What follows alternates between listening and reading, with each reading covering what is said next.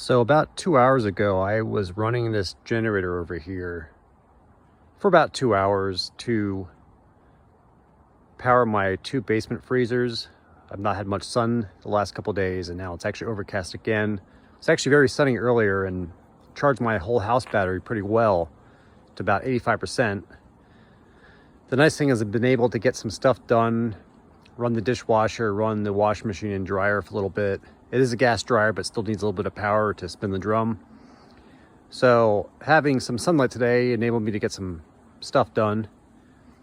But because I'm not having power for a couple days, I've been unplugging my freezers at night. And I was running this thing about once a day, maybe twice a day for about an hour or two, just to keep the freezers cold enough. I mean, they stay pretty cold on their own for a while without being plugged in. So I was just down in my basement. This thing's been sitting here for a little while off for about, like I said, about 2 hours. And I was coming up my basement steps and out my side door right here. And as I'm coming out, I'm like, that's kind of weird. I think I smell gasoline. So I come out here out the side door and discover this. There's a nice puddle of gasoline on the ground, and it's currently still dripping out of the side of the engine here. It looks like it's actually coming out of where the air filter's at the bottom is where it looks like it's dripping. And I have no idea why. Now, I did not shut off the fuel, which is right above there, prior to walking away from this earlier. Typically never had a problem before. But it's shut off now, and it's still dripping. So it'll probably take a little while until that fuel works out of the carburetor. And I'm not exactly sure where it's leaking out of, and that's not great because I've been relying on this thing since my main generator is still offline.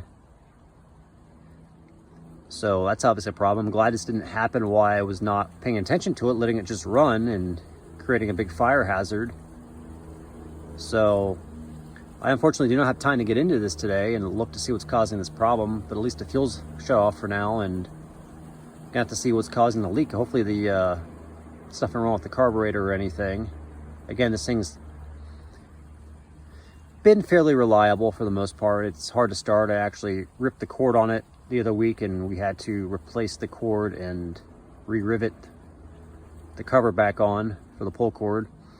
That was a pain because the first time I did it, I didn't get it right. The clock spring was not wound enough, and it was not pulling right. There was a lot of slack on the cord hanging off, and the one time I was able to get it started, after that I couldn't get it started anymore because it just wasn't enough pull on it. But my brother helped with this and got it fixed, and now it's leaking fuel.